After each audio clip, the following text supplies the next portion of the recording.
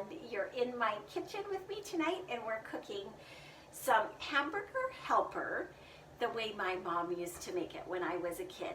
I don't think back then they had hamburger helper in the boxes.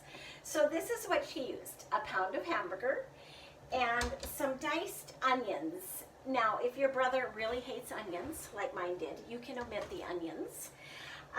2 cups of dried pasta, whatever kind you want. This is fusilli. I thought it was really cute, little spiral, but you can use macaroni too, or whatever you'd like. A can of corn that you're gonna drain, and a can of cream of mushroom soup. So the first thing that I do is I get a kettle of water boiling so that I can cook the noodles. But before we do that, I'm gonna take this up to my photo studio and take a picture of all the ingredients for this super simple, quick and easy dinner item. Okay, this water is boiling. Whew, that's nice and steamy. And so I'm going to put in the pasta and set the timer for the recommended time that it says for the type of pasta that you're using.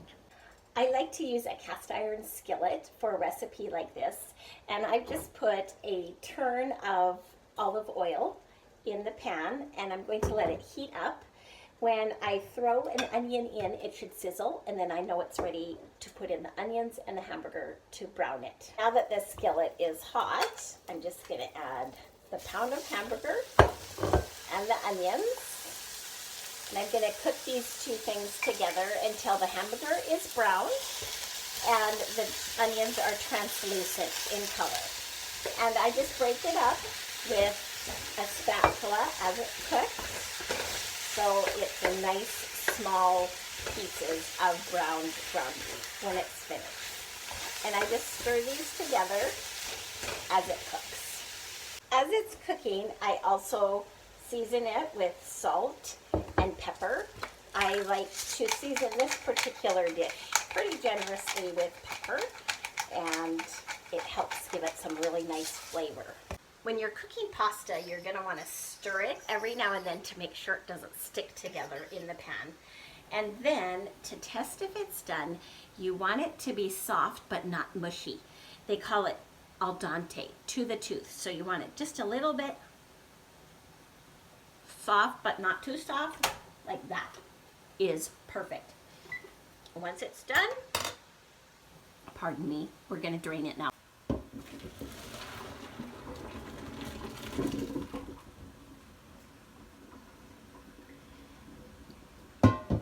Here's the fun fact.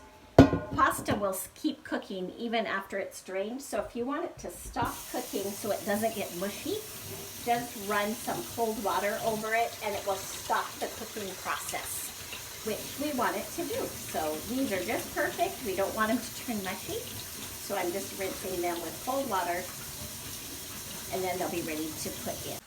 I know there's new ways to make hamburger helper, alternative ways that you can add extra water into the hamburger after it's been browned with the onions and cook the noodles right in the hamburger mixture, which is a neat idea, and I've done that occasionally too.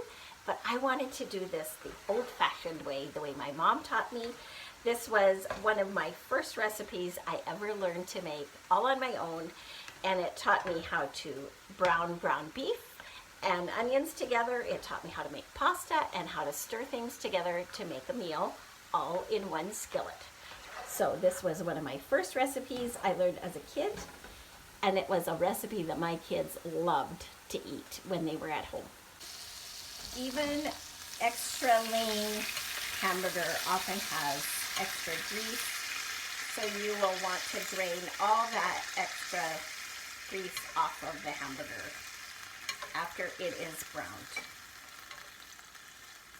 And remember to never ever throw grease down the drain.